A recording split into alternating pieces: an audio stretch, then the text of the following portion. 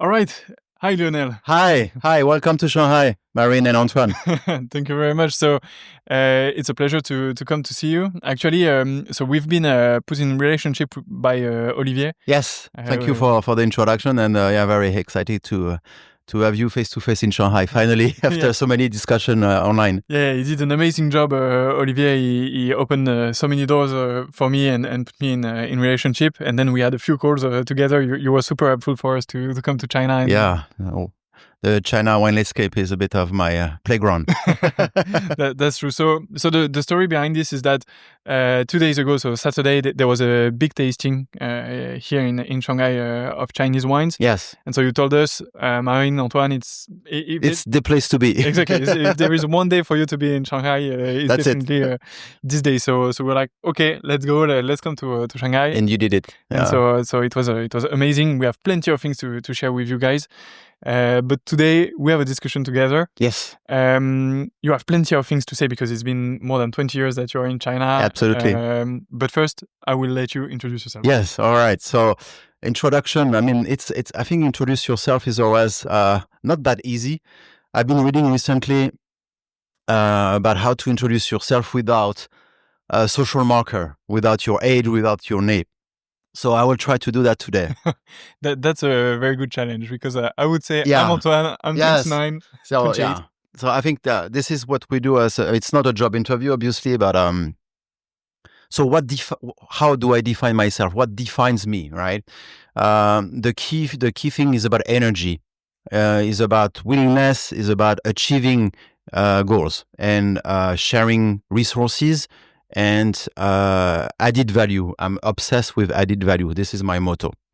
And this has been all around my career and my relationship as well, in more personal life. So that's the few things. And we talk about resilience. It's a big word, which I don't really like. I would say more stubborn. So I'm between resilient and stubborn. And stubborn is a very key point of my personality because I'm from Brittany. So Breton have a stone head, as we say. But in a better sense, we are dedicated and we want to move forward. And the Breton are also traveling around the world. So this is really, we always say citizen of the world. This is more a bit old image. But I would say work and travel. That's been also what defines me. So back to the more conventional introduction. My name is Lionel or Lionel. My wife hates me to introduce myself Lionel. She said Lionel is much, much better. So I was born and raised in France. That's also a very key point of who I am. I'm extremely proud of my country, even I've been living abroad for 25 years.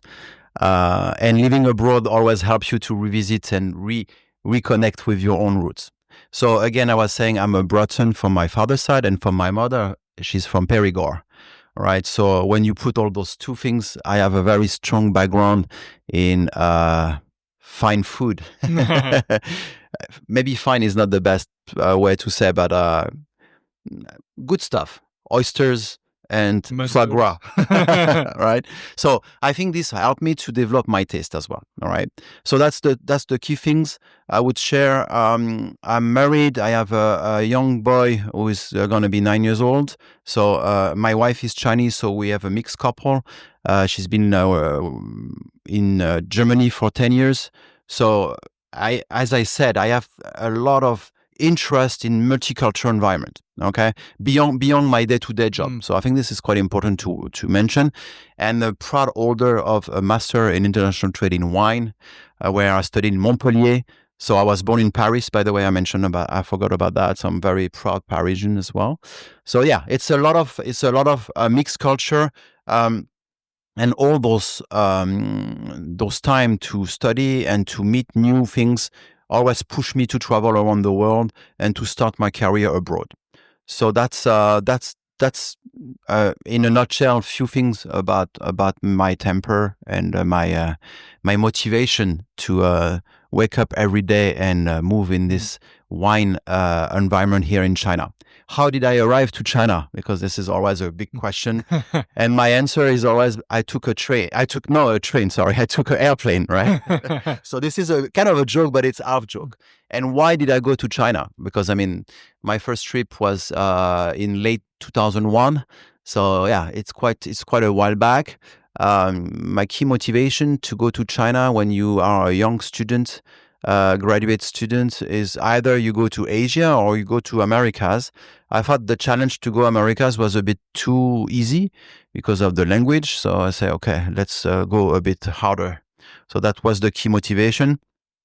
Number 2 was about martial arts, which actually I was not much practicing. I was doing judo in France, but at that time it's somewhere in Asia, so you don't really have a clear idea about the map, what is Japanese, what is Chinese, or it's the martial art, right? So that, and the Zen attitude, all right? When you think about Asia, you always think about quiet, about peaceful, about the master and the teacher and the student, sorry.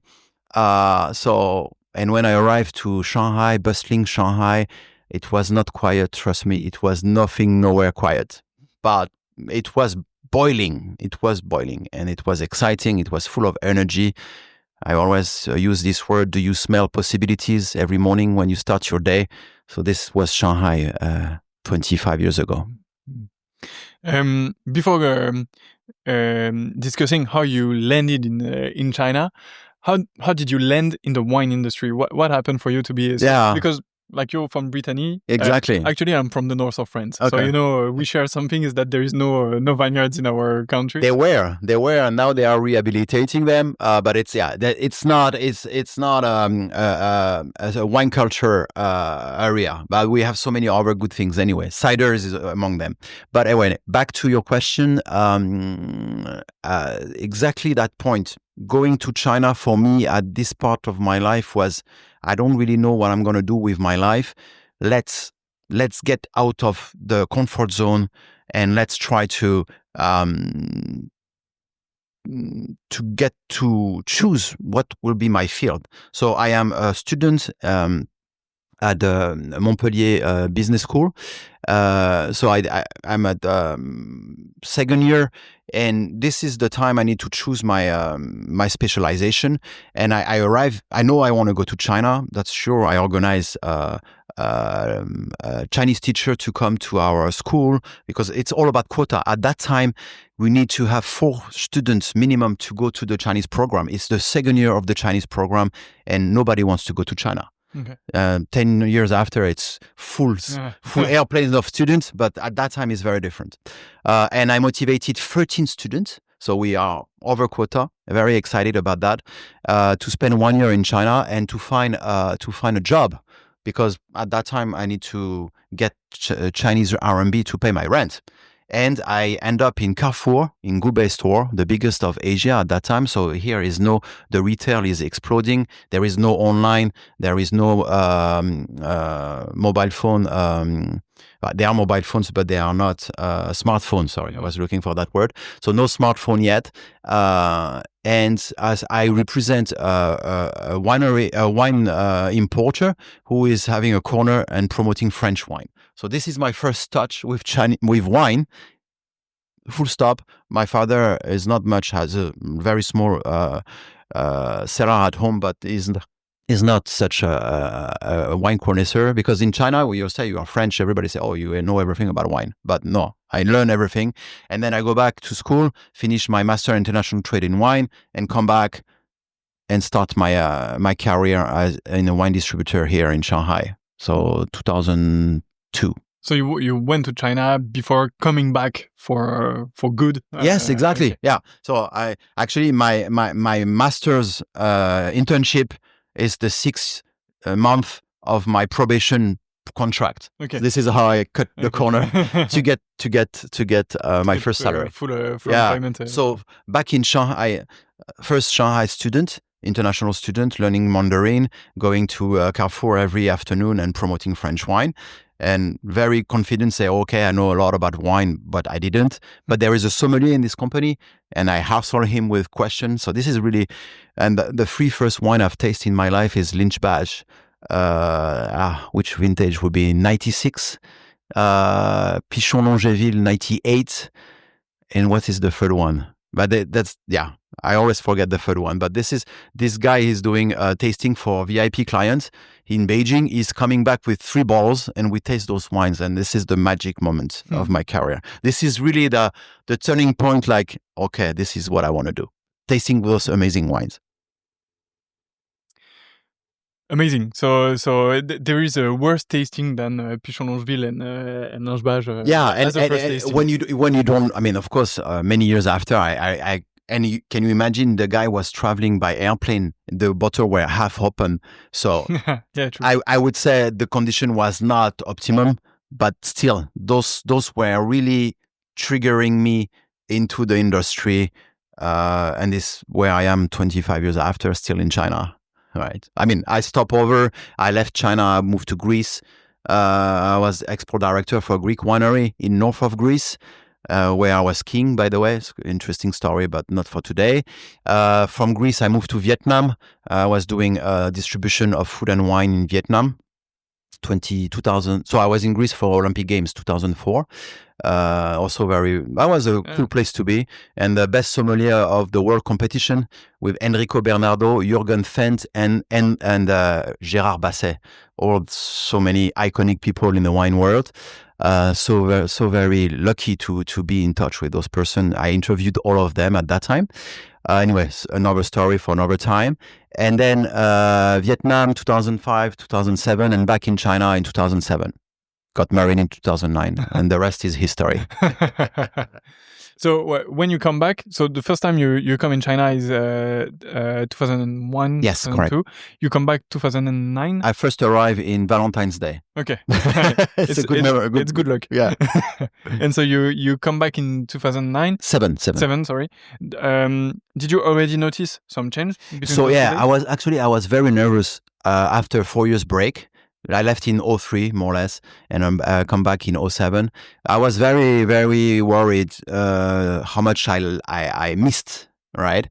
It took me 1 month, and I was like back in the fish tank. So at that time, not much of the changes, although they were starting to do all the construction work for the Universal Expo 2010. So 7, So Shanghai was a giant construction work. They redid every single road in the old city. It was, I would not say it was fascinating because it was really dirty and very messy, but everything was ready at that time. So on time, very impressive on that point. So that's one thing I would say. And in the wine industry, I was anticipating your question on that. Less rock and roll. Already? So let me explain that. More structured. People trying to because I mean, really, the first time I arrived in 2001, the wines were not always very pleasant to drink, not always well stored. So 5 years after that, I felt people were a bit more serious about what they were doing, temperature control. We felt people were willing to learn and to get better, understanding they were new to the business. Still a lot of BS because you can really, both from the Western side and the Chinese side, you can just improvise yourself being a wine expert. Nobody's going to check your credential at that time. But this is how it was. And this is why I thought I was doing a bit of difference because of my background. I am French for sure, but I study about wines. So I had a very solid background. And I felt I knew what I was talking about. I still do.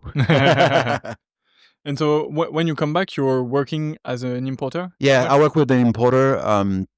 very interesting combination. It's a joint venture of the Familia Torres from Spain and Baron Philippe of Rothschild and Drouin family. Okay. Those three wineries and families get together to build a distribution company called Torres China, which has 40 or 50 wineries from all around the world. So I was leading. I was doing few jobs there, but our first one was to lead the sales team for Shanghai on trade, and then move on with the business development. So bringing new projects, and I was also liaison for 3 of the wineries, Torres, Zonin, and all the French portfolio, because as a French speaker, it was here. Yeah.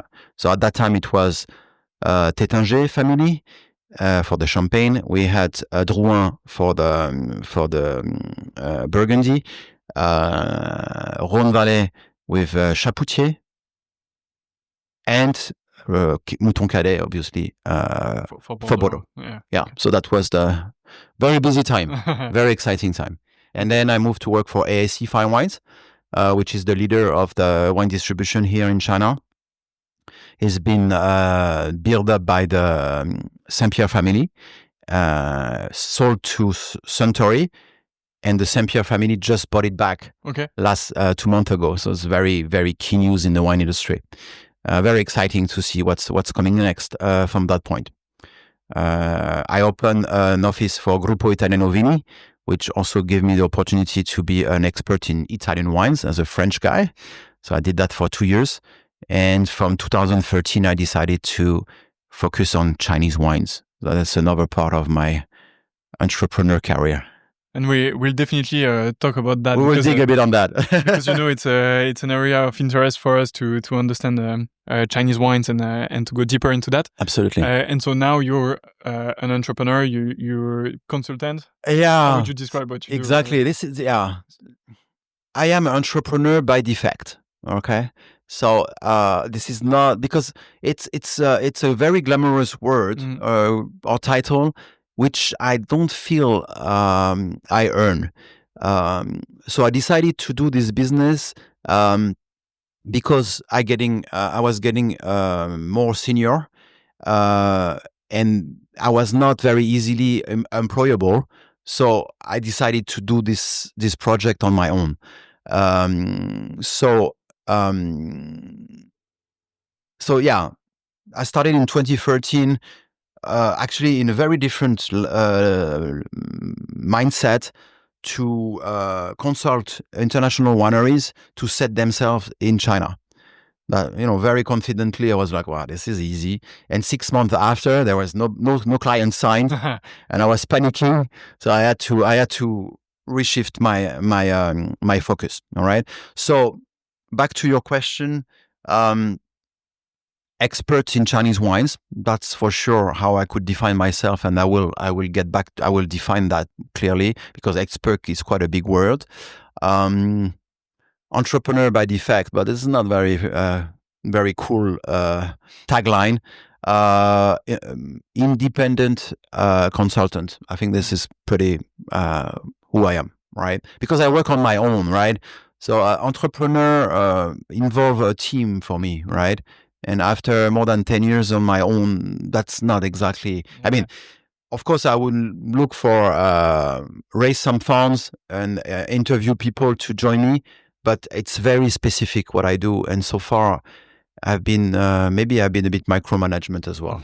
I will admit that, but I don't compromise on 2 things: the quality of my work and the work and my deliverables, what I deliver to my clients, and the quality of my honesty towards me tasting Chinese wines.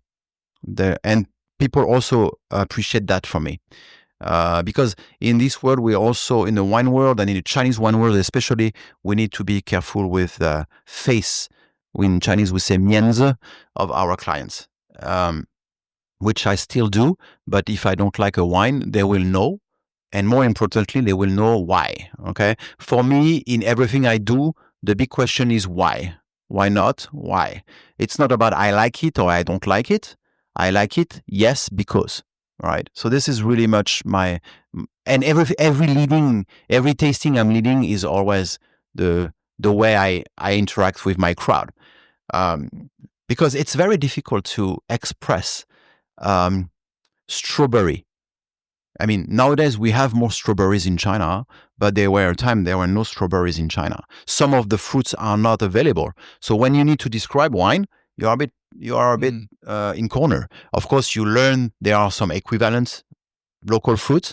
So it's all a process to learn each other's culture and what do we eat every day, because Chinese food culture is immense.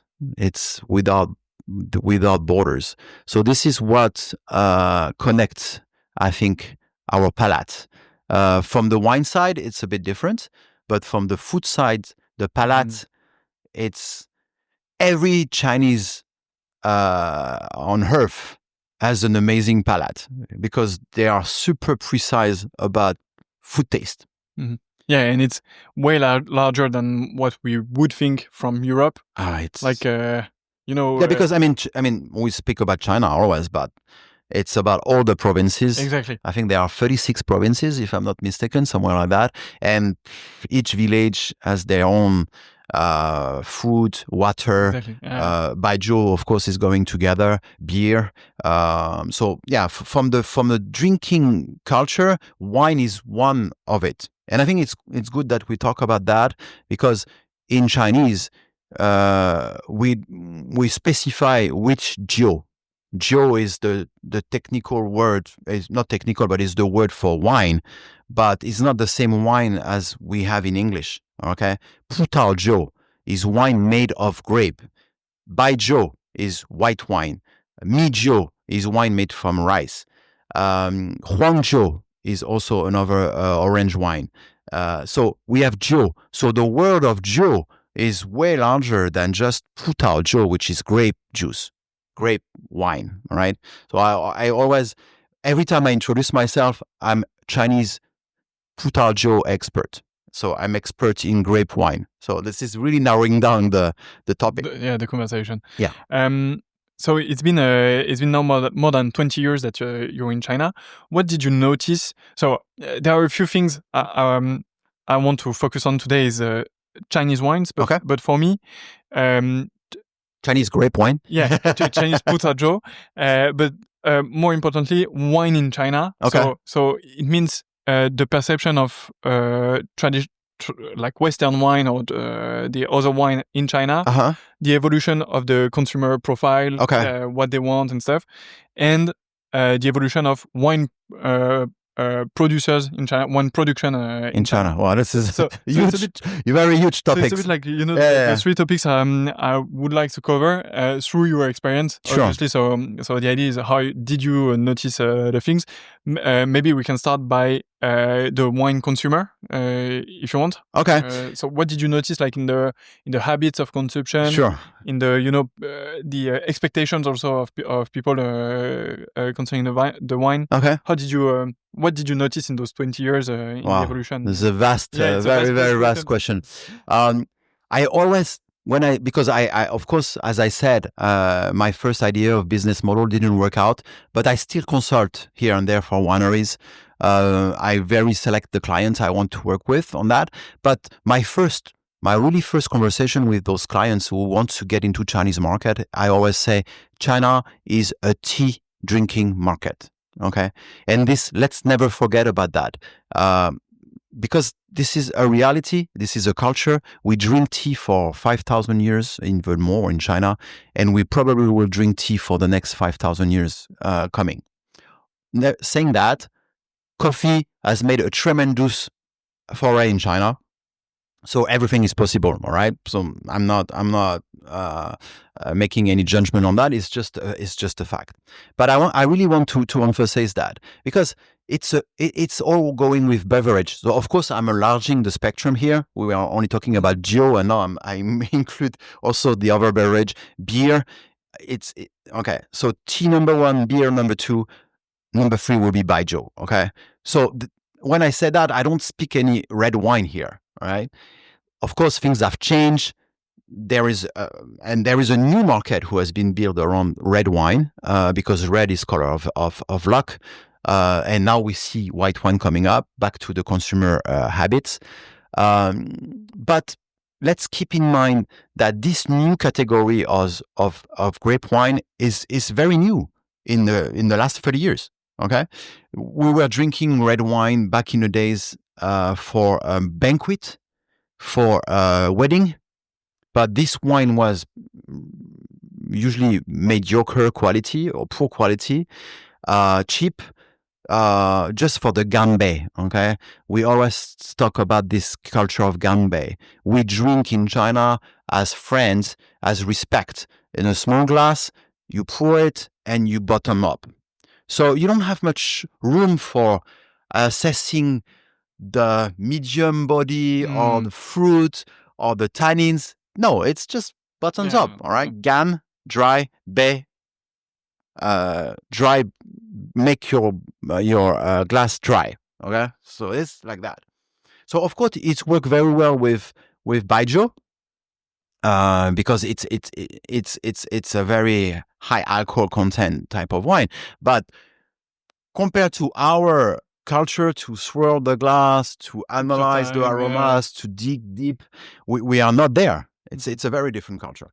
And the ganbei, you present your glass, and usually you put your glass a bit lower to show respect, to clinch. All right? So sometimes you go even a bit like that, right? And during the dinner time, you return the ganbei. So you return the favor. And it happens, the back and forth happens a few times, and then probably you will get drunk at the end, right? Especially this baijiu. I think it's but this is the point. You drink with your people, either friends, either business acquaintances. So because they get drunk, we get drunk together, so we know the limits, okay? You play golf and you drink baijiu from a business etiquette point of view, okay? It's a good program. This is a bit old style, all right? But I think it's still very relevant nowadays, all right? So just to wrap up about all this, I mean, I was just giving some input here about cultural background. And of course, I didn't touch on a tea ceremony. You have the same format. It's a long table. It's all wood. And you clean the glasses. Clean the cup, with tea. So the first batch of tea is not used. There is a lot of ceremonies around all that. All right. So how do you incorporate the Western wine culture into all that? It's quite tricky. It takes time. And another very touchy point is food pairing. I heard so many Western wineries say, "Oh, my wine is the best with Chinese food." And I mean, I don't blame them. I mean, it's good because this is the way you want to get into the culture, and it makes sense. But first of all, what is Chinese food? Okay, let's define Chinese food. And second of all, the process of food, of dinner, it's not a single portion. So for the pairing, it's a bit of a nightmare, but you can work it out. Basically, all the plates come, but you start with seafood, entrees, meat, rice. You finish with soup and then sweet. Okay, so there is a process, but that means you need to pour glasses with the structure of the Chinese meal. All right. So it's a bit, for a sommelier, it's a bit trickier, but it works. It works. All right. But when I hear Western wineries say my wine is the best with Chinese food, I'm a bit tired of that because we need to dig more and to be more specific. Yeah. But again, this is our job as experts. It's as if I was saying my wine is the best with French food. Obviously, French food encompasses bœuf bourguignon, exactly. To oysters, yeah. to so people will kind of laugh about it, right? But again, I'm gonna say it again. We drink tea for 5,000 years in China, and we're gonna drink tea for the next 5,000 years. All right, whatever happens, and it's good because the world of tea is so amazing, and it's also super exciting because what happens with tea, the tea world actually has so much overlap with the wine world. You have the way you grow tea has also Grand Cru, has also single vineyard. It's not vineyard, obviously. I don't know. Do you say tea yard? I don't know, but I'm creating some new words here. But tea plantation, right? That's the word, probably. I wouldn't. Yeah, sorry for my English on that. But so they have very specific, and you have Longjing, you have green teas, you have all by colors, and probably you could do some tea pairing with food. I think would be exciting too, right? And then we don't even talk about baijiu, because baijiu is 8 different types of baijius. It was the baijiu day last August 8th. So there is one day dedicated to baijiu. So a lot of cocktails with baijiu. Now it's quite trendy. So also I'm covering a bit the topic a bit larger than only wine. Back to your question here, Antoine. So yeah, this is fascinating. It's so much to play. I mean, being a mixed couple, we talk about food at home. From the breakfast table, we start to talk about food. What are we gonna eat for lunch? And at lunch, we ask, what are we gonna eat for dinner? Right? So it's the same for me. Yeah. In my family, in my mixed family, with my wife, my mother-in-law, and my son. My son is only 9 years old, but he's a sushi expert. He's going to the sushi restaurant and he's ordering sushi on his own, but not this year. It's already 4 or 5 years. And I don't know, we have not much connection with Japanese food, right? So again, maybe it's from me, maybe it's from my wife, but we feel this delightment about tasting, trying, and I like it and I don't like it. But if you don't like it, you taste it first. Right, that's also the way I try to raise my son, which is spoiled. I mean, when was the first time I ate sushi in my life? I was probably in my 20s, right? But anyway, this is the world is moving different pace. So this is where we are now in China. People have access. Okay, do they like it? Do they don't they like it? Is always the question. But what I can tell you about Chinese consumers is they are extremely curious. Will it become a consumer habit? That's a different topic. Mm-hmm. And I think this is also where the Western world takes things for granted. My wine is the best with Chinese food. No, that's not gonna work like that. Sorry, sir. Sorry, madam. Come here. Understand, don't just send your wine and come back every year. Chinese market requires a really high level of attention, right? I'm talking about the wineries and this and that. They always rely on the distributor and they say, okay, distributor is going to do the job for me. In China, that's not unlikely to work. All right. But again, this is another topic. So that's more or less, I think the amount of offer for the Chinese consumer the last 20 years has been 10 times folds, easy. Because suddenly China became quite a center of attention and a lot of companies wanted to foray there, to the point that some people are already out. There's big names from the wine industry already left China because they didn't understand. The Italian company I was working for, who is the biggest wine producer in Italy, 15 winery, 365 million euro turnover, took 5 years to decide to go, stay 5 years, and left after 5 years, right? Because it's this culture point. Chinese consumers will always smiling, will always say, well, your product is the best. Will they drink it every day? Maybe not. All right. So this is really a key point. It's not because, as I said, Chinese consumers are very curious. And I don't really like to say Chinese consumer again.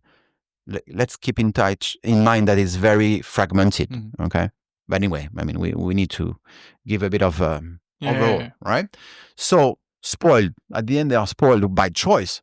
So if they taste this French wine today, tomorrow, probably Napa, the day after, if they are interested into wine, right? It's the choice is quite amazing, and which is also pushed me to focus myself on niche wines. I do a lot of Chinese wines, but as I lived in Greece for 2 years, my level of knowledge for Greek wines is pretty good. As I said, number one will be China in terms of knowledge, because we'll touch down a bit more. I really go in deep with Chinese vineyards.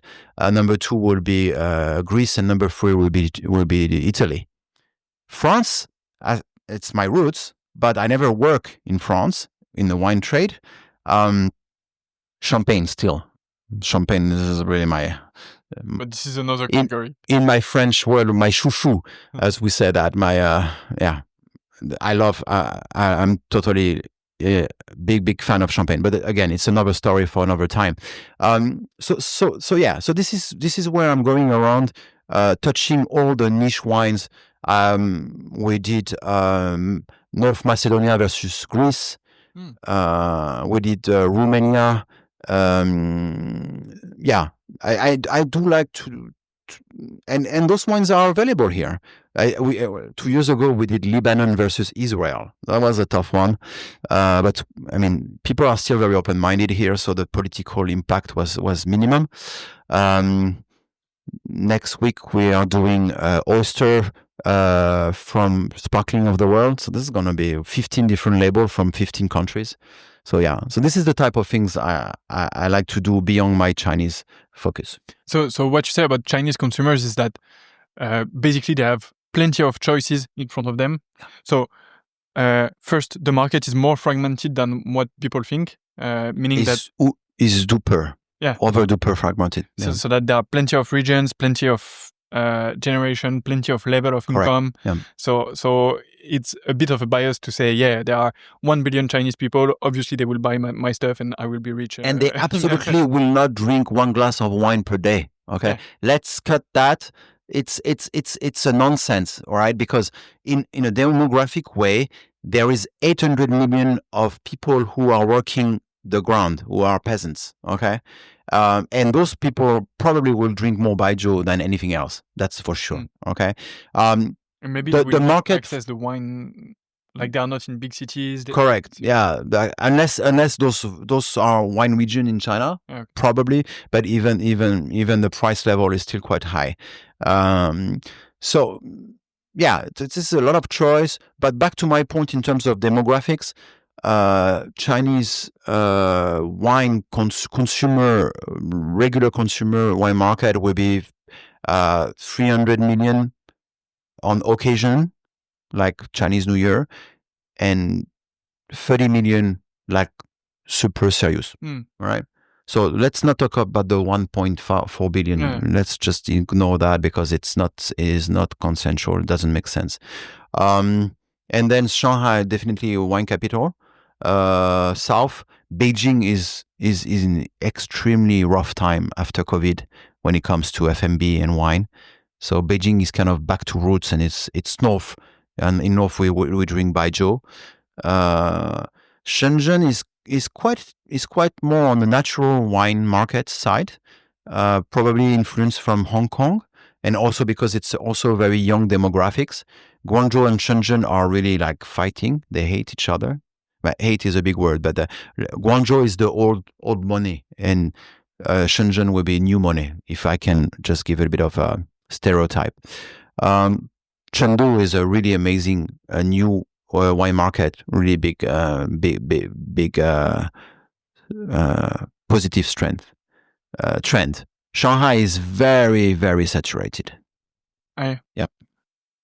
And so when you try to work with a winery, so let's say I'm a winery in Europe or in the Western world, I want to discover a bit more about China, try to come here. Actually, what you say is that you should focus on a few cities and try to really understand them, and like as you said, so Shanghai, Chengdu, Guangzhou, Shenzhen.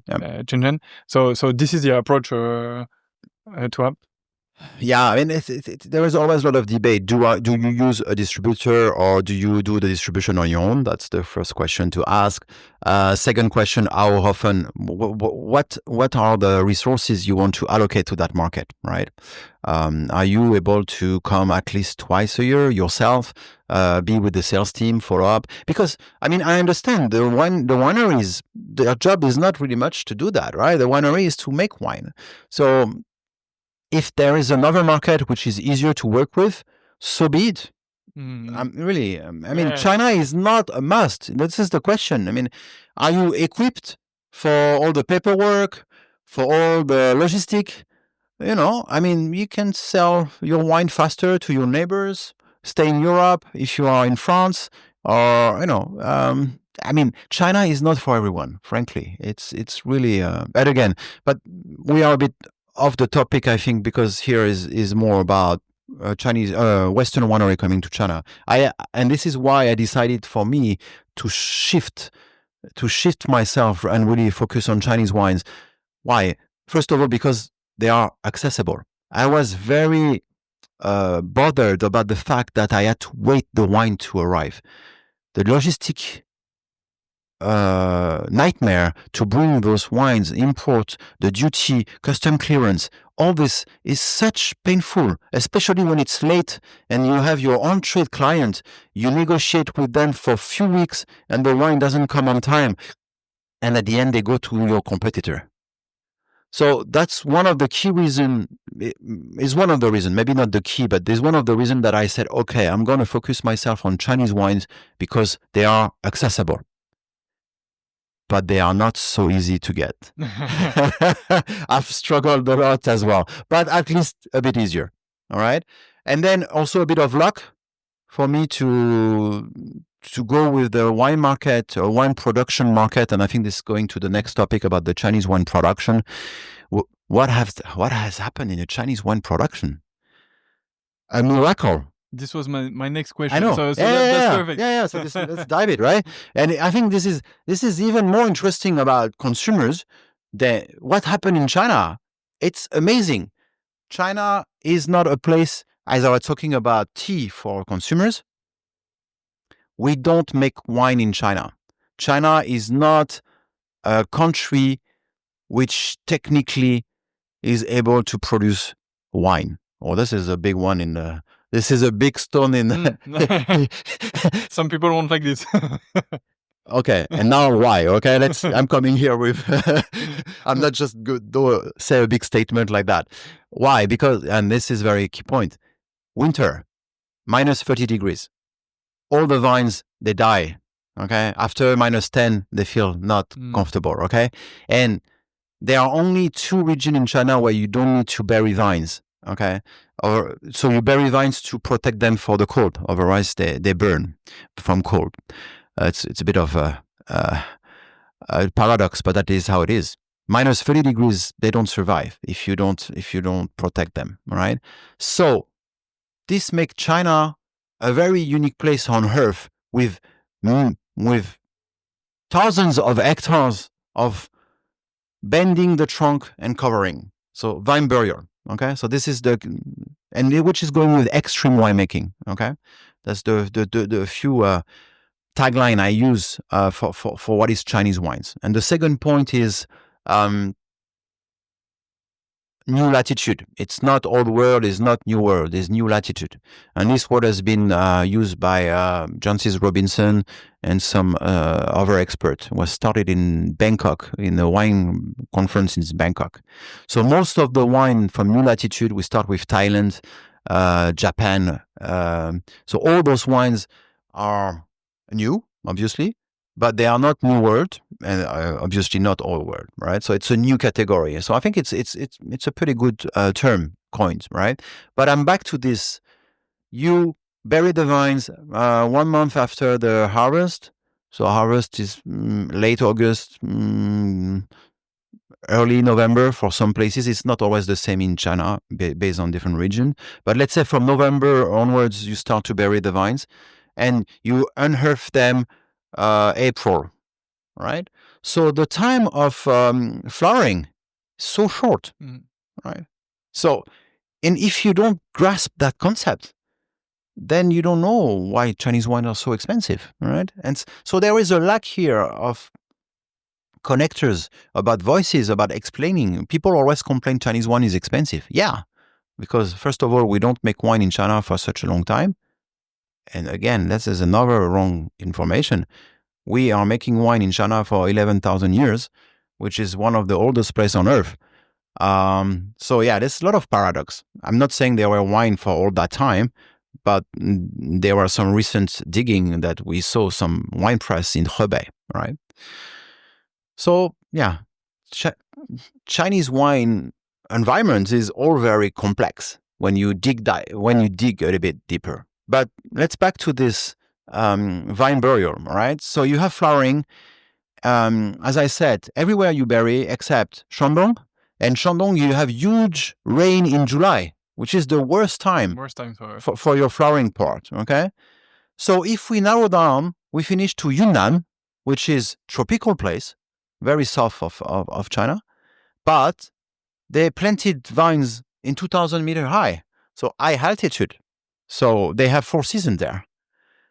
So which probably by a process of elimination will be the best place to grow vines in China. Again, there are a lot of people who will disagree with me. All right. I'm just talking from a very down-to-earth approach, making things easy. This is the vines, this is how it works. But in China, everything is possible. And the wine making is really a proof of that. How many? I think we're probably 450 to 600 winery. Difficult to get the numbers because the difference between wine, grape to eat and grape to make wine, vitis vinifera, is not very clearly separate. Yeah. So we have a lot of issue with statistics. But OIV, China has just joined OIV this year. So we expect to get some improvement on that point. Right? What was amazing? So Saturday we were at the tasting. You were there too as well. So it was one of the biggest wine tasting of Chinese wine. The biggest, yeah. So that was amazing for us to discover that. What was super interesting for me is that I tried to do some homework about Chinese wines to just to know the region and stuff. So I know about Yunnan, Ningxia, Yantai. Okay. Shandong, Hebei. Not Shandong, not Hebei, but the one on the northeast. Xinjiang. Yep. So I knew about these few regions, but what was interesting for me is that there are actually plenty of other regions.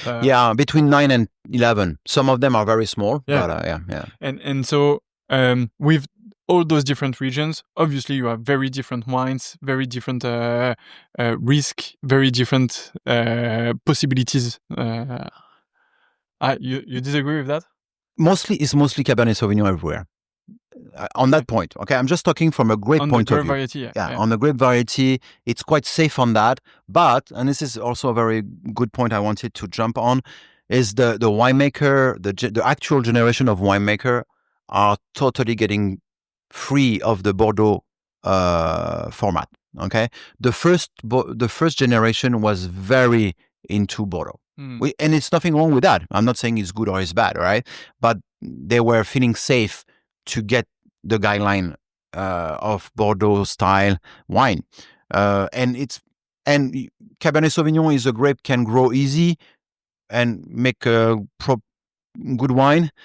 The only problem is that China cannot make entry range wine because of the reason of the cost. Wine production costs so high that you can never really make a cheap wine for entry range. So the only way for China to shine to the world is to produce top-notch Cabernet Sauvignon. And this is what they did.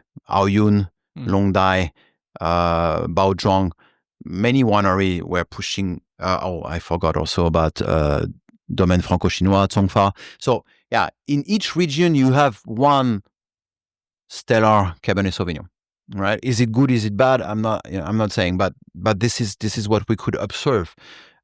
So they are still there, and then you have this new generation of winemakers who are no resources, full of new ideas, So they buy grapes. They do wine per project. They started this in 2017, right? So if we need to put key timeline on the Chinese wine timeline, we start with 1892, which is Changyu, or will be the start of the modern Chinese winemaking. Second will be 1997, so it's a big gap, right? This is the first family-owned vineyard with Grace Vineyard. And 2017 with this new generation, the new wave, I'll call that, all those very well-trained winemakers, they've been abroad and they come back, mostly Australia or France, a bit of Italy, but not so many. Also went to America, some of them. And they come back, they buy grapes, and they do their stuff. So Pet Nat, we have a huge Pet Nat, orange wine. But saying that, all those wines are not necessarily natural. All right, I just want to reemphasize that Chinese winemaking is not very big on natural wine. You can do Pet Nat, which is traditional winemaking. Okay, so I want to be very clear, or even orange wine, right? Because the natural wine is mostly zero sulfur. Some of them are doing that, but very few, right? And you have one or two wineries who are biodynamic in China as well. Okay. Right. Yeah. So I mean, I'm a bit off topic here, but just wanted to. It's interesting to bring that to the discussion. And in Europe and in the Western world, in general view, we don't have actually Chinese wines. I think the first time I tasted Chinese wines, official statement was 2 days ago, but unofficial statement was in an Air China flight. Yes. but even though in Europe, I never tasted Chinese wines in Europe. Okay. How do you explain that this doesn't go in that direction yet? One thing would be the cost price. As I said, they are not able. I mean, in France, we drink wine from €2 to €5 a bottle, right? So this price point, say every day. Yeah, but I mean, like myself, I drink wine 20 plus. 20 plus. So. I'm saying from the everyday drinking, right? And bear in mind that the French offer is huge, right? Yeah. So for Chinese to get a strategy on that, it's tough. All right. Maybe so the price point is not that big also for them. So the production is huge. Yeah, there's a lot of wine to be sold outside of China. Okay, so from Chinese winery. So even a small market is okay. So this is one thing. The production cost is high, which makes the export price very to be competitive. Because you go to all those wine production countries. You are Italian, you drink Italian.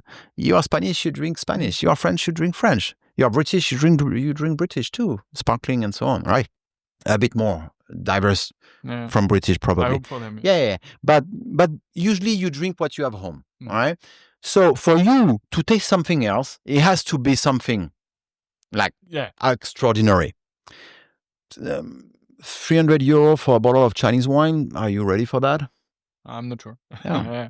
But so this is what I was talking about, this top offer of Cabernet Sauvignon, Aoyun, Longdai. That's their price point, right? You will probably open one bottle just out of curiosity, but this is not going to be your daily wines. Okay, so this is the first is about positioning and about offer. Second is about license.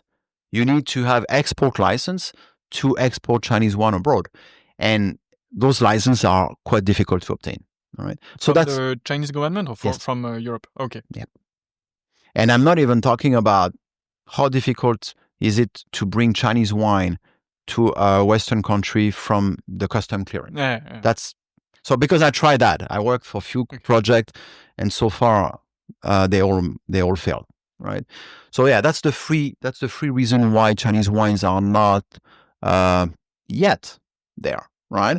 Because I would say Paris, London, and New York, it's a different story.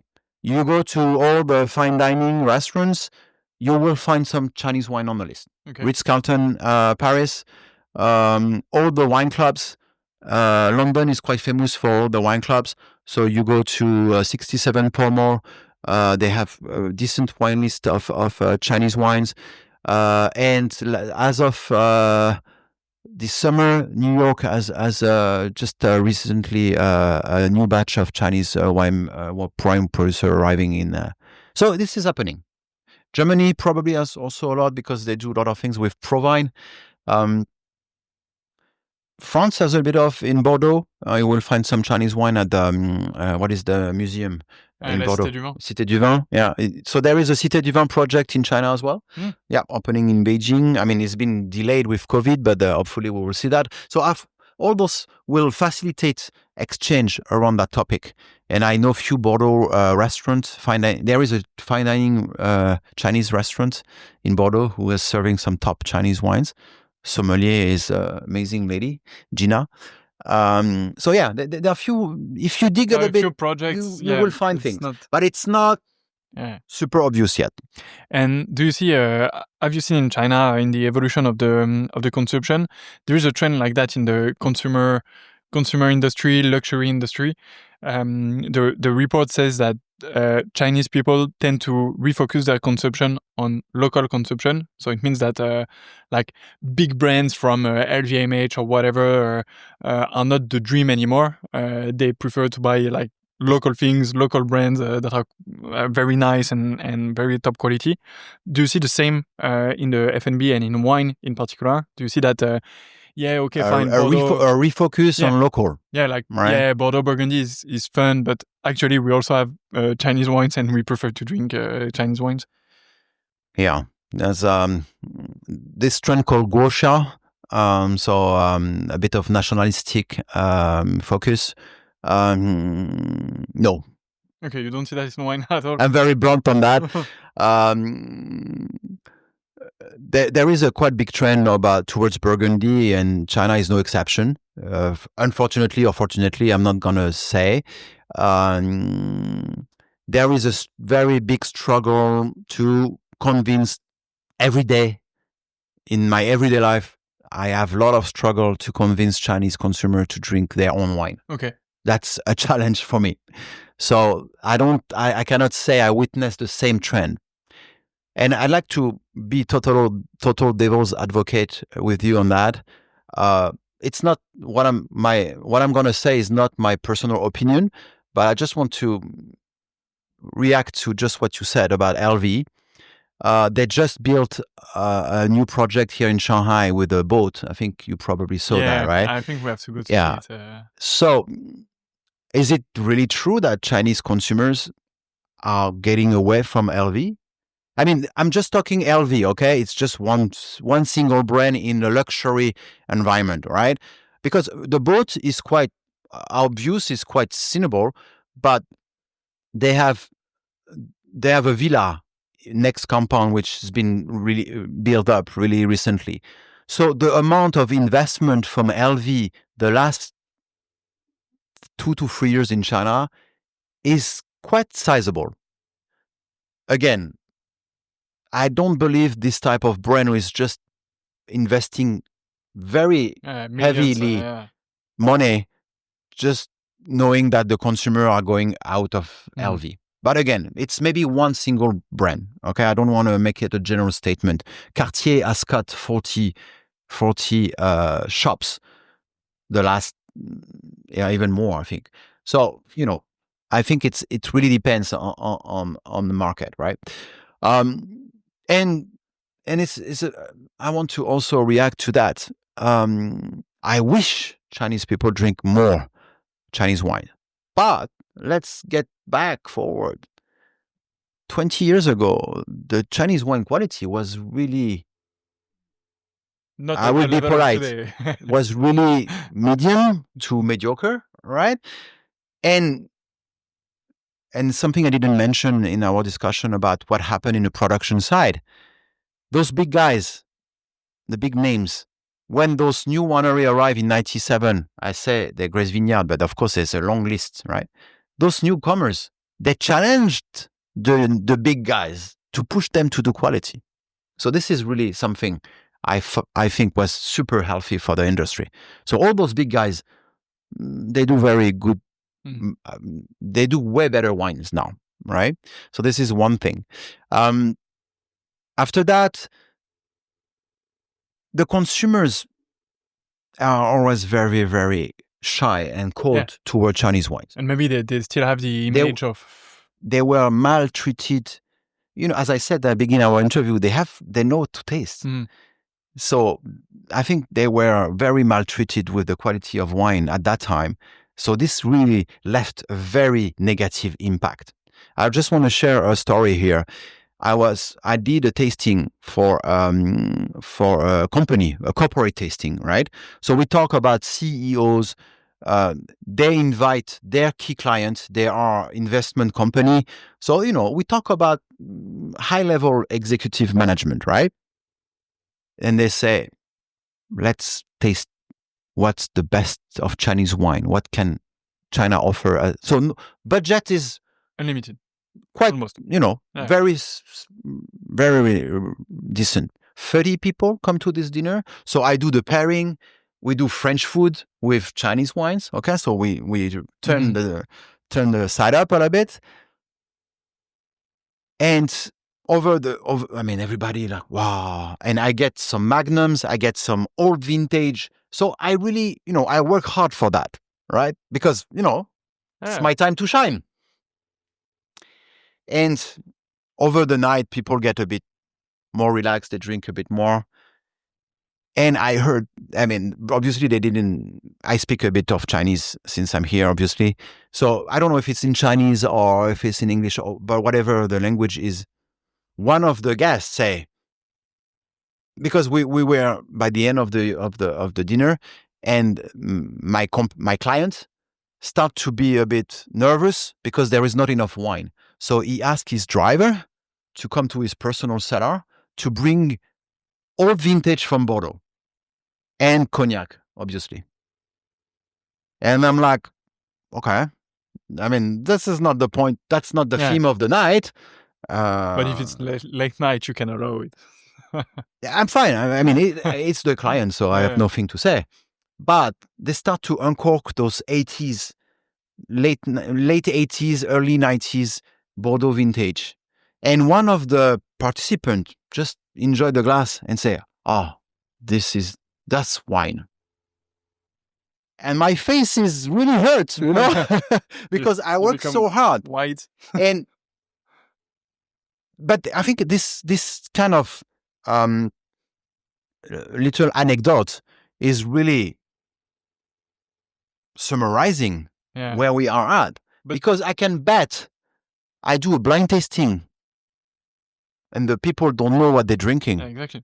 They will not have the same reaction. Yeah, exactly. Did they say that because of the brand or because of the taste? Yeah, but those are smart people. They know how to taste, right? Nevertheless, the weight of branding or name is still super heavy in China. This is where I'm trying to. Because honestly, I think that a few wines that I tasted yesterday, I think I do them blind. I think that between like some Bordeaux blend, I tasted yesterday, and some Bordeaux. Actually, I think Saturday, I think I said at the camera, you will look at the vlog that we are doing, but I said I've tasted Bordeaux wines that were less good than this Bordeaux blend. But in Bordeaux you find everything. So of course, it makes sense. But like blind tasting. How many wineries do we have in Bordeaux? 8,000. Yeah, I think. Right. China, the whole country is 650 guys. So and again, the sweat to produce a good quality Cabernet Sauvignon grape compared to, I have to be very careful with what I'm saying, but compared to Bordeaux, in terms of intensity, is way shorter in Bordeaux than in China. Because in China, 30 years ago, it was not existing. And they are very much able to challenge Bordeaux on the top level right now. All right. And again, it's not being me biased. All right. As I said in my job, I have to always make distance. All right. And this is why I always like to do blind tasting mostly, because this is the most humbling way to assess wine. Right. And the most accurate, I believe. Right. There is something that we talked a lot about together, and I think it's very interesting also for people to have this, is the level of investment in the vineyards and especially in the hospitality part of the estate. I told you what was shocking for me. I've still never visited the vineyard, so this is a bit the next step. All right, for me. so maybe you visit and then we revisit that. Okay. But anyway, I can kind of react to what you just say. Well, again, I have to be careful where I'm going here. So you speak about ecotourism, right? Yeah, absolutely. All right. China, and again, it's a general statement. So I'm sorry if I hurt somebody's pride when I'm saying that. But China is nowhere ready about ecotourism on the vineyard side. All right. Why? Because, and again, this is very my personal opinion here. It's two different jobs. And being an excellent winemaker or being an excellent host is what is there is no. It's two different mindset, two different personalities. So there are absolutely top-notch winemakers in China. I will absolutely give you that. In tourism, that's a long way to go. The hardware is there, but software. It's fun because we often talk about Chinese hospitality. Like when you are in a hotel, they try to make you feel comfortable. It's not the case in a... Not yet. Yeah, It's not yet. It's gonna come, but it's a long way. And this is also why, because in my job I do a lot of wine tours. I'm super reluctant to do that because I'm relying on third party, which I'm not sure. One day the service could be fantastic, and another day could be disastrous. And when you have very high profile clients, you cannot take the risk, right? Yeah. So this is why I am super happy to do my own stuff, tasting wine. Going my last trip in Xinjiang was 10 days, 2,000 kilometers, 17 wineries. This is bang, bang, bang. If I sleep on the floor, I don't care. Yeah. So all right, but when we come to hospitality, it's a different matter. And so far, there are people really moving forward to that, but you don't need one. Mm-hmm. You need a full word of that. You need to interconnect. But I think there is a lot of good steps has been done, but there is a long way to go. Yeah, it's super interesting because what we've seen. I mean, I've just seen pictures for now, and you see like massive places. I think I saw a few pictures. I was like, what the fuck? This is in China. Yeah. Like the European mind is I think not ready for seeing this type of chateau. Yeah, guys, but this is reality, you know, and it's built. It's not just pictures. It's So yeah, there is. I think in the Chinese mindset, you go big or you go home. Right? You need to show. You need to show your wealth. You need to show. This is a mindset, right? So, are we comfortable with that or not? But that's up to us to cope with that. But no, it's I mean, and this is cool because the slate is it's a blank slate.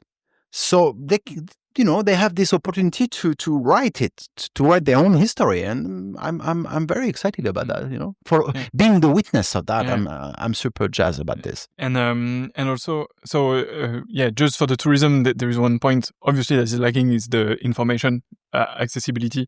Yeah, but hey, come on, those places are really remote. I mean, you go to Yunnan. I mean, it take me 12 hours door to door, right? So I mean, it's like also taking an international flight. You go to you do Shanghai, Kunming, Shangri-La, and then you drive 4 hours. And I love that. But again, I love that as a person, because there is this sense of going to a trip, right? And taking this camping car, driving 2,000 kilometers in 10 days. It's not everybody's taste, right? And should it be easier?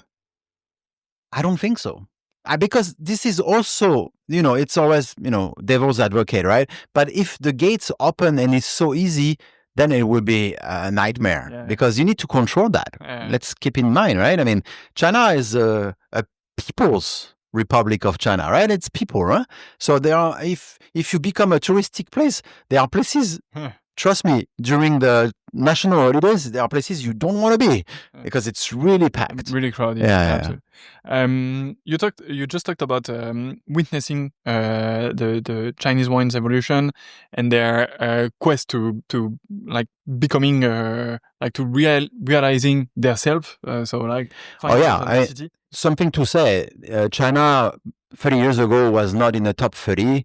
And now they are in the top 5 wine producing countries, right? Yeah. So this, And what's interesting also is that maybe a few years ago, but you talked about that with the new generation of winemakers in a way, but maybe they wanted to replicate Bordeaux or replicate what was happening outside of China. And I feel that they try now to find their own wine style, their own, like realizing that they have their own things to express. I think all the new wine region in the world are kind of doing that. I mean, you go to Napa at that time, it was very Bordeaux, and I think the choice of grapes, I mean, they choose Bordeaux for red and Burgundy for the whites, right? Mm-hmm. So I guess China is also in this path. China is on the process to create its identity. So terroir, finally, I dropped the almighty word, right? The terroir. So Chinese terroir is absolutely under the making. You go to Ningxia, there are 4 or 5 sub-regions, all right? So you have Yingshuan, you have Holanshan, Holan Mountain East, and inside Holan Mountain East, there is another sub-region called Jinshan, the Golden Mountain. Which is very close to the appellation system, right? So this is, for me, super exciting. And I mean, and this is one thing. So territory, terroir, territory. Okay, we go on around that word. Plus grapes. Okay, what's gonna be the Chinese grape? Everybody is, kind of getting attentive, get some attention toward that. Because that's what it's a natural process. New Zealand was very much for Sauvignon Blanc, Malbec in Argentina. So everywhere, every wine country is trying to define its identity, right? So for China, we talk about Marcelon on one way or Cabernet Garnished for the other one. But again, China is very diverse. So I don't believe that one single grape can represent China. It's the same with food. We're back to the same, right? Nevertheless, Marcelon is quite planted most of the region. So you can do a Marcelon tasting from 10 regions. Very easy. So which is super exciting, right? That's why I'm very active about Marcelon Day. We also have a Marcelon Day in China, which There's is a day for everything in China. I mean, I use all those grapes day, right? Yeah. So 20th of September we will do Cabernet Sauvignon, because Cabernet Sauvignon Day was 30th, but we push 30th of August. We push. So yeah, there's a grape day. And this is on the WACT website, right? So I try to use those grape days to use, if they are grown in China, then I do an event around that. So yeah, Marcelon and Marcelon has been brought in China in 2001.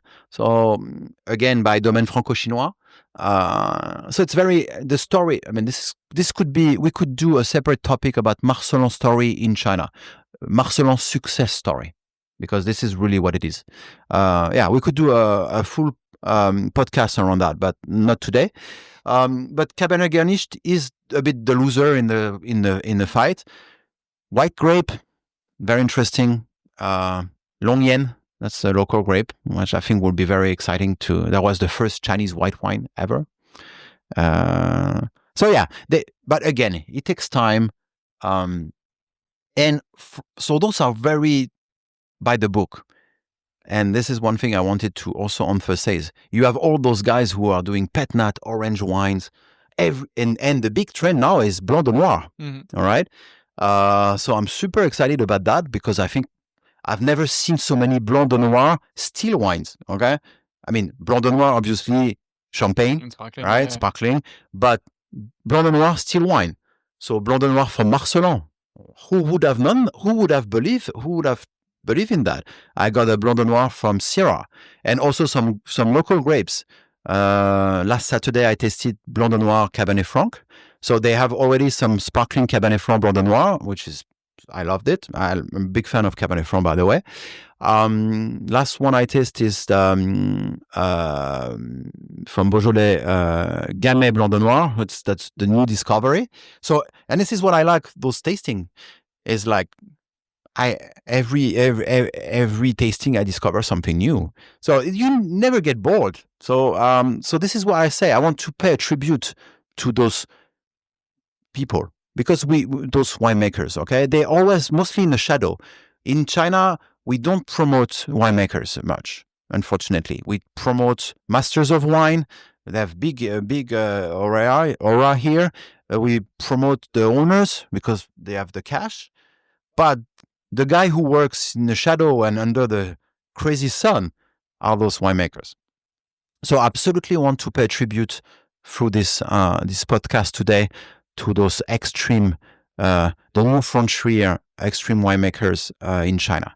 And there is another point as well that I like to share, which is coming back a bit, which touching a bit about those nationalistic sentiment, the guosha.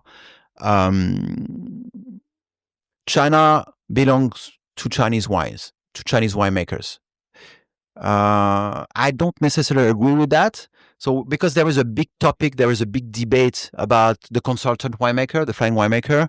The winemaker you bring into China has no clue what he's doing because he doesn't know anything about wine in China. I don't necessarily agree with that.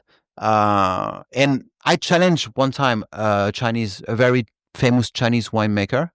I asked her, she's a lady, so you probably guess who is she. But anyways, why do you do that? I mean, you know your terroir way better than anybody else. Why would you bring some people from Bordeaux or from around the world to do wine with you? And she said, no, Lionel, those guys, they know the international taste.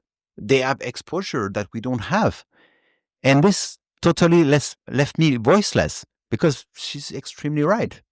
So the fact to say China belongs to Chinese vineyard and Chinese winemakers, I don't think it's right. I really love collaborative mindset.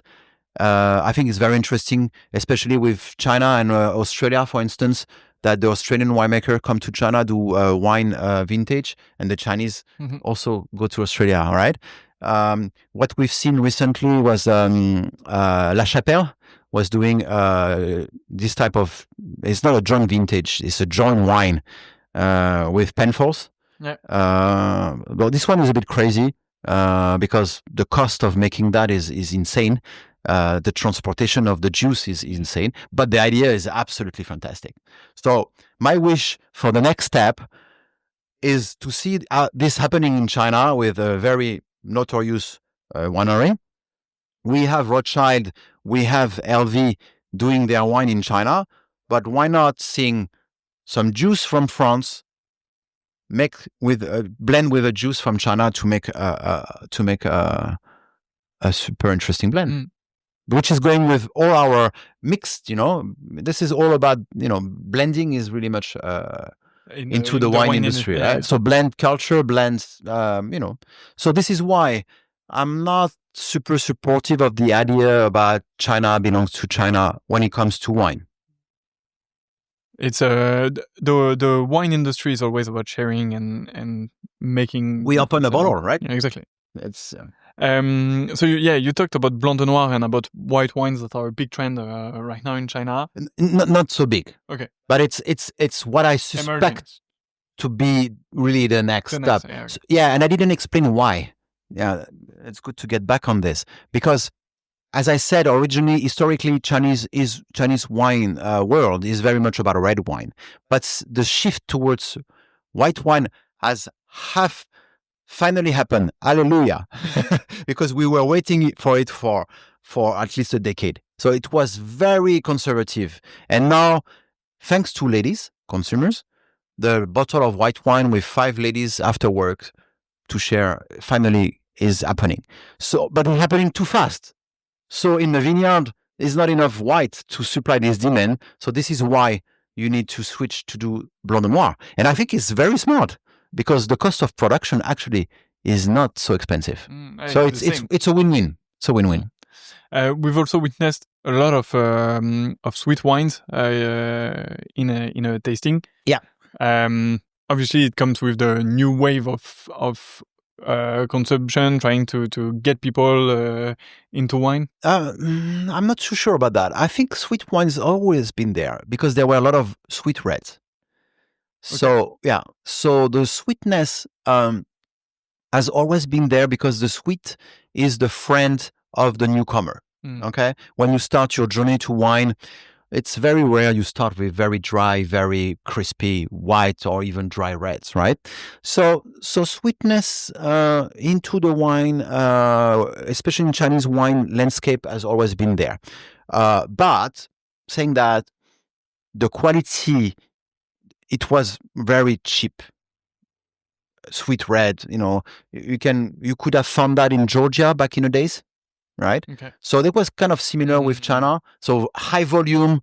There is not care much about the craft, but now we do late harvest, we do ice wine. Yeah. So this is really another step, and of course the price is also going together with. Absolutely.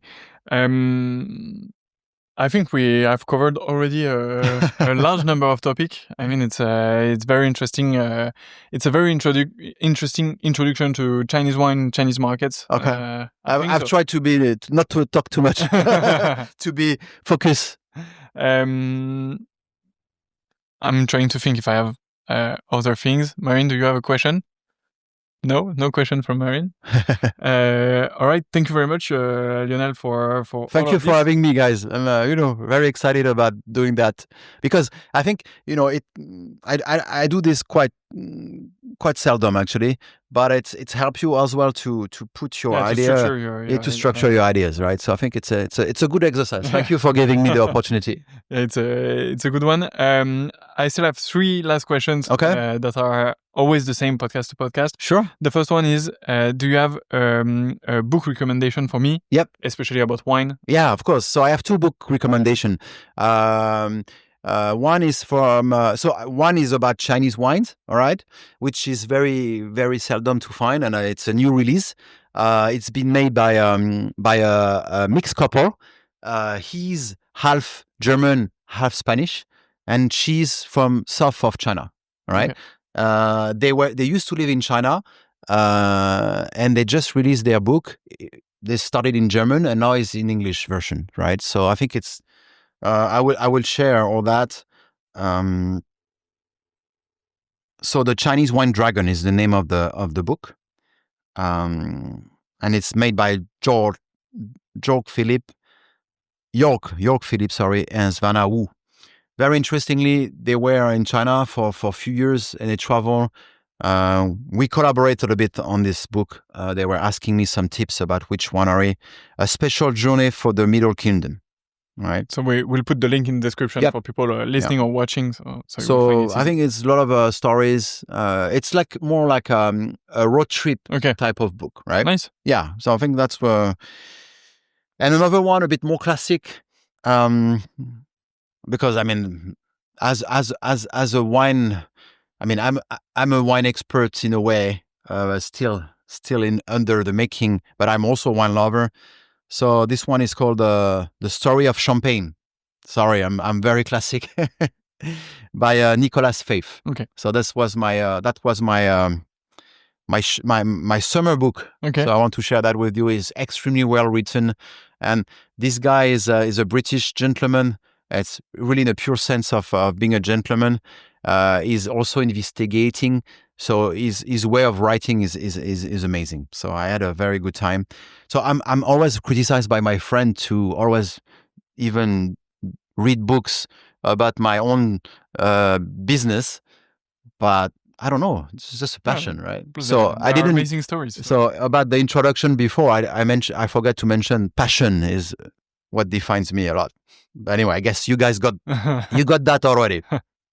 Next question is: do you have a recent tasting that you like, something that you want to share with people? Yeah. Before going to that, also because books and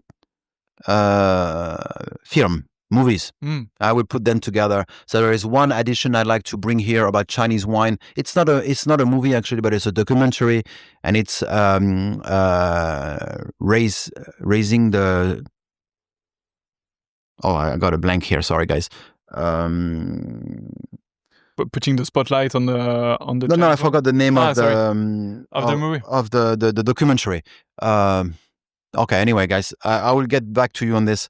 I think you send it to me. I send you. So this one is an extremely well done documentary. So there is a lot of wine people from the industry. Also, will help you for your future interview. So back to the. And we'll put the link in the description as well if you want to find it. Raising the Sleeping Grape. Sorry. Okay. It's coming up here. Back to the tasting. Same one tasting. That's always a difficult, tricky question. So one tasting from outside of China and one tasting from China, right? I couldn't only have one, right? So really one key tasting which totally blew my mind was about Périgord. It's a winery from Soave. It's a cult winery. We got a vertical tasting on that. It was early this year, and I was crying. And again, I'm not really advocate about one winery tasting, but those guys, they are masters of craft. They are, I don't have words for that, but really, Soave is very interesting grape, Garganega.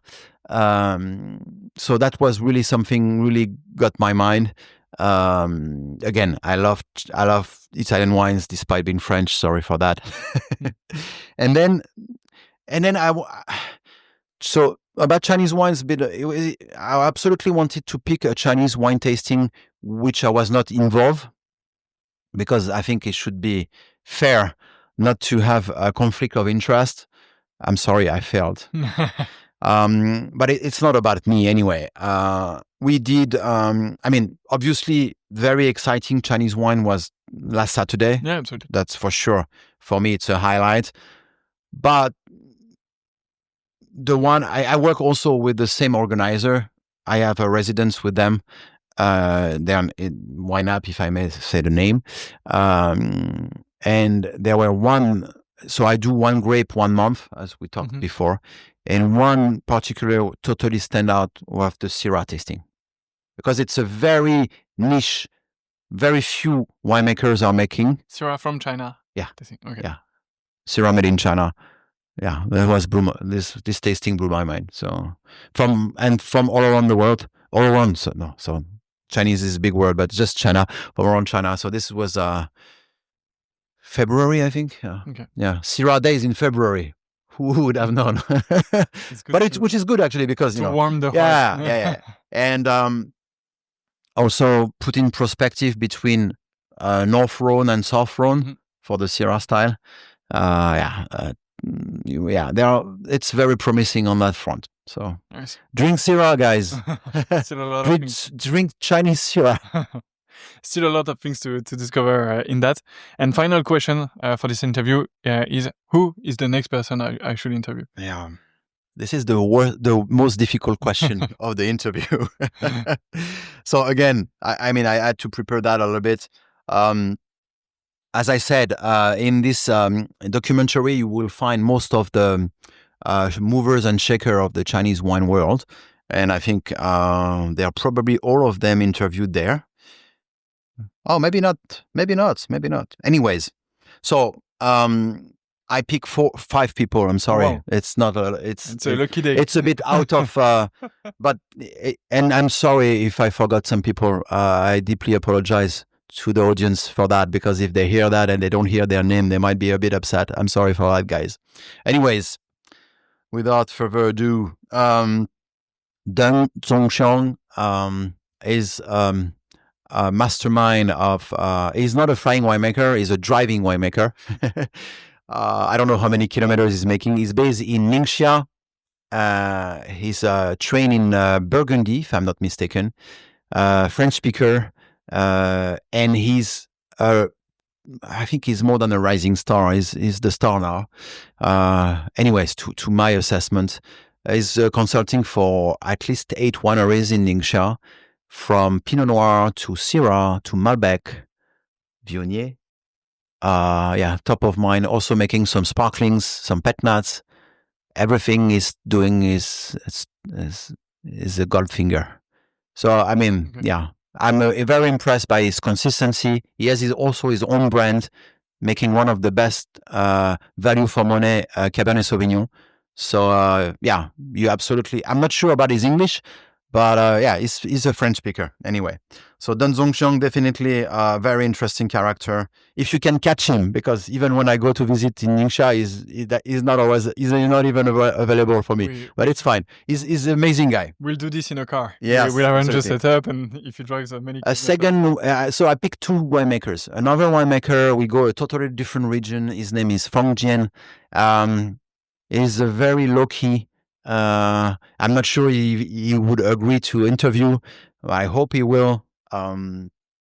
He was born and he was trained in Australia. He worked for Shangri-La Winery for quite some years, which is the state-owned enterprise is the biggest winery in Shangri-La region, obviously by the name.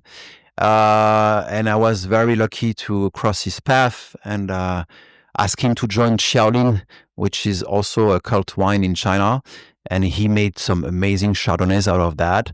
And now he also has on site his own project, which is called Ming Yi, with the 2 other amazing guys. They are planting Pinot Noir in a high altitude. And they also released their first Chardonnay, which is also very, very exciting. So, 2 different person, 2 different styles, both amazing wines. Sorry, the list is no worries. I'll let you continue. Number 4 will be Richard Lee Ren. Quite a persona in the wine industry. We were colleagues at ASC Fine Wines back in the days, and now he's the man leading 2 major winery belonging to HTC Group, a Taiwanese high-tech company.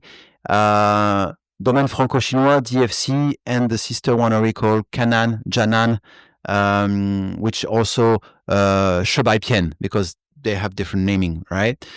A veteran from the wine industry, French speaker too, a Beijing run, so very tough character, very nice guy. His story is amazing. I don't say more. You will have a good time to interview him, and he's in Shanghai. He's a lot of time in Shanghai. It's critical for us to go to Domaine Franco-Chinois and to tell this story, because it's it's emblematic of China. And there's and it belongs to a Taiwanese company now. So, anyways, number 4 is Amazing Gentleman, which is a very dear friend, a gentleman in any sense, American gentleman, who knows Shanghai by heart. He's an expert in building, in history. He's doing tours. He's doing historical tours here in Shanghai, and he's also the chairman of the Shanghai Wine Society, which will celebrate 20 years this year. I'm a very happy member of that too. So Patrick Cranley, ladies and gentlemen. Again, I don't say much. You will have an amazing time to interview him. Okay, last one. Finally, we are back to Hong Kong. Very different environment, but nevertheless, I think is he the future of Chinese wines? I don't know, but he's very involved, both from the winemaking to the wine promotion. His name is Eddie McDougall. As the name doesn't stand, I don't even know where he's from, but he spent a lot of time in Australia. He has a company called the Flying Winemaker, and he's also involved with the wine competition, Chinese wine competition. And he's very knowledgeable. Maybe he wouldn't have the same input and insight of me about Chinese wine, but he's been traveling all over China as well. So thank you very much. I'm sorry I'm over time. No worries. No worries, but it's great with this recommendation, because you covered also a lot of topics, from making wines to sharing them to talking about them. So I hope you guys had a good time listening to me and you didn't sleep.